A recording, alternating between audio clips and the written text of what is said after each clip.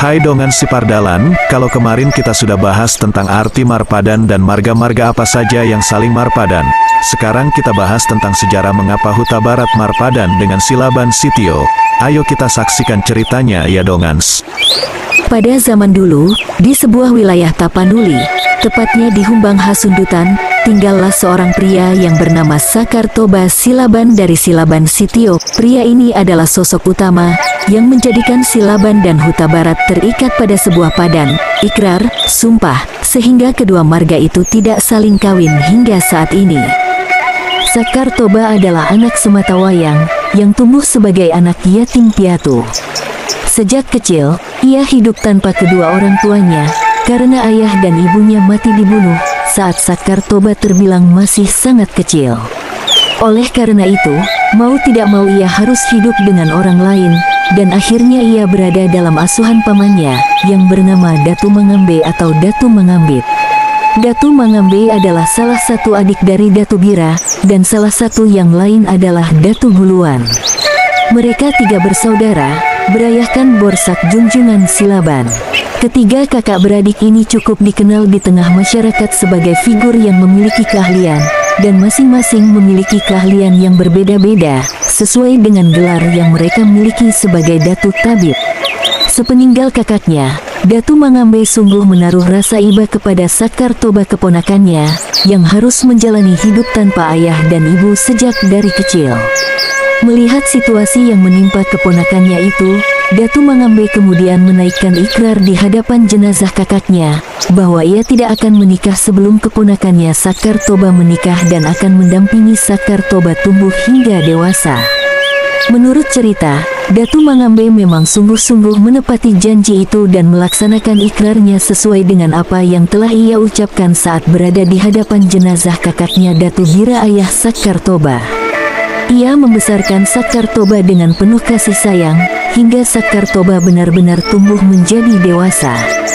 Setelah Sakartoba dewasa, Datu Mangambe kemudian memberi sinyal kepada Sakartoba, supaya segera mencari wanita untuk ia jadikan istri.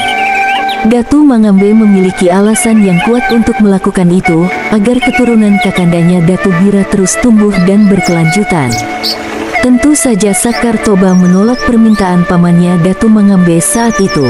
Sakartoba melakukan itu bukan tanpa alasan, bukan pula karena tidak mengindahkan perintah pamannya Datu Mangambe. Tetapi semua itu ia lakukan, karena ia sendiri melihat pamannya Datu Mangambe masih melajang. Tetapi setelah mendapat penjelasan dari pamannya Datu Mangambe, bagaimana pada masa silam ia berikrar di hadapan jenazah ayahnya Datu Bira, barulah Sakartoba mengerti. Setelah memahami dengan sungguh apa yang telah terjadi pada masa lalu antara pamannya Datu Mangambe dengan ayahnya Datu Bira, kemudian Sakartoba segera mempersiapkan segala kebutuhan untuk sebuah perjalanan, untuk segera melaksanakan perintah pamannya Datu Mangambe. Dengan rasa sedih, Sakartoba pamit kepada pamannya Datu Mangambe. Ia merasa terharu, sebab hanya untuk dirinya, pamannya rela tidak menikah hingga usianya jauh melebihi usia layak menikah. Sakartoba bersujud di hadapan pamannya Datu Mangambe, mohon doa restu lalu pergi.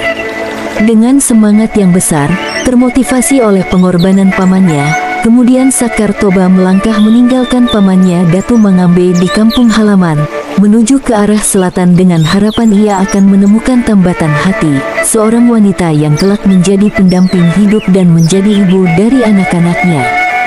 Cukup lama Sakartoba berjalan, barulah ia bisa mencapai daerah yang sering disebut Lura Silindung. Untuk mencapai tempat itu, Sakartoba harus menghabiskan beberapa hari di perjalanan dan menghabiskan cukup banyak persediaan makanan yang ia bawa sebagai bekal di perjalanan.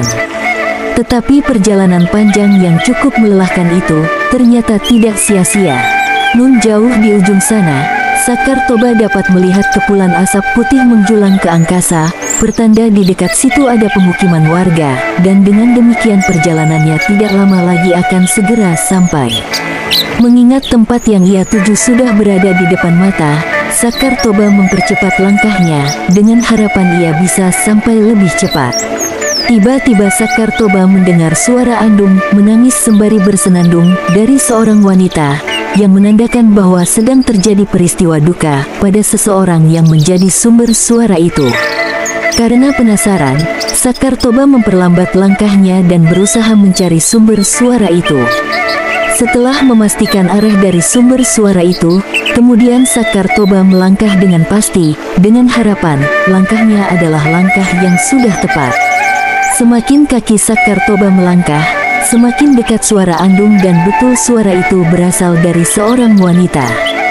Kemudian Sakartoba melihat sebuah danau gubuk berdiri tinggi, tempat dari mana sumber suara itu berasal. Lalu dengan perlahan penuh kewaspadaan Sakartoba menaiki danau itu, dan Sakartoba tertegun melihat seorang wanita muda duduk sendirian tengah menangis sembari bersenandung. Setelah memperkenalkan diri lalu Sakartoba Silaban bertanya kepada wanita itu, siapa gerangan wanita itu dan kenapa sampai menangis hingga wanita itu meratap seduka itu.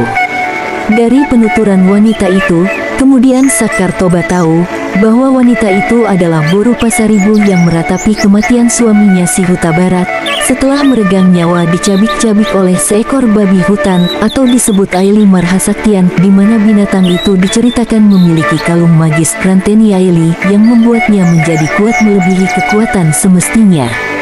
Ketika Sakartoba bertanya kepada Boru Pasaribu mengapa tidak segera pulang untuk memberitahukan peristiwa itu kepada warga sekampung, ia beritahukan bahwa ia bertahan di danau karena tidak berani turun, khawatir babi hutan itu masih menunggunya di bawah danau. Itulah sebabnya ia menangis mengandung dengan keras, dengan harapan ada seseorang yang melintas dan mendengar suara andungnya. Dan bersyukur, karena Sakartoba kebetulan melintas di sekitar danau. Kemudian Sakartoba menawarkan jasa untuk menghantar Boru Pasaribu pulang ke rumahnya. Rupanya tawaran itu disambut dengan senang hati oleh Boru Pasaribu, dan tak lama kemudian, mereka tiba di rumah Boru Pasaribu, dan melihat mereka berdua, warga kampung kemudian berdatangan ke rumah Boru Pasaribu. Mereka ingin tahu siapa gerangan pria bersama Boru Pasaribu yang jelas-jelas bukan suaminya. Melihat ekspresi kecurigaan yang tampak di wajah para warga, lalu Sakartoba memperkenalkan diri dan menceritakan peristiwa yang baru saja menimpa Boru Pasaribu. Seterusnya, Sakartoba menuturkan itulah alasan mengapa mereka bisa berjalan bersama pulang ke kampung itu. Mendengar penuturan Sakartoba dan dibenarkan oleh Boru Pasaribu, barulah warga kampung itu memahami persoalan yang telah terjadi. Kemudian Boru Pasaribu mengungkapkan pernyataan berupa sayembara, bahwa barang siapa yang mampu membunuh babi hutan itu, dan membawa kepala binatang liar itu ke hadapannya, maka apapun yang ada di dalam rumah Boru Pasaribu boleh diambil untuk mereka miliki. Boru Pasaribu menyatakan ungkapan berupa sayembara itu di hadapan penduduk desa, dan siapa saja yang hadir pada saat itu, termasuk Sakartoba.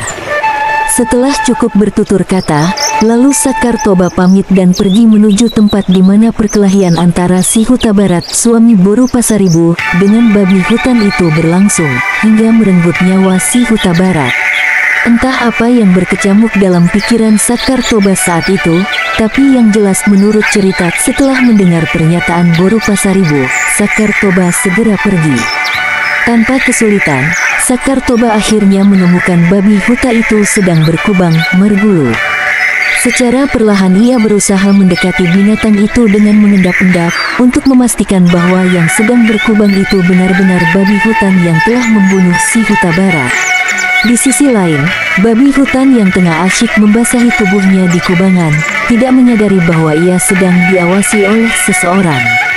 Hal itu hanya bisa terjadi karena memang Sakartoba memiliki kemampuan lebih, sehingga ia tidak diketahui sang babi hutan tengah mengawasinya dengan jarak begitu dekat. Dengan sangat hati-hati Sakartoba mengamati situasi, mencari tahu di mana binatang itu menaruh kalung yang diceritakan memiliki kekuatan magis itu. Dan dengan mudah mata Sakartoba menemukan kalung itu, yang tergantung di sebuah tunggul, tak jauh dari tempat di mana binatang itu berkubang. Menurut cerita, kalung itu tidak boleh kena air. Jika sampai kena air, kekuatan magis kalung itu akan hilang dengan sendirinya. Karena itu, setiap binatang itu berkubang, kalung itu selalu dilepas, dan diletakkan di tempat yang jauh dari kemungkinan kena air. Dengan perlahan, Sakartoba berusaha bergeser dari tempat di mana ia bersembunyi.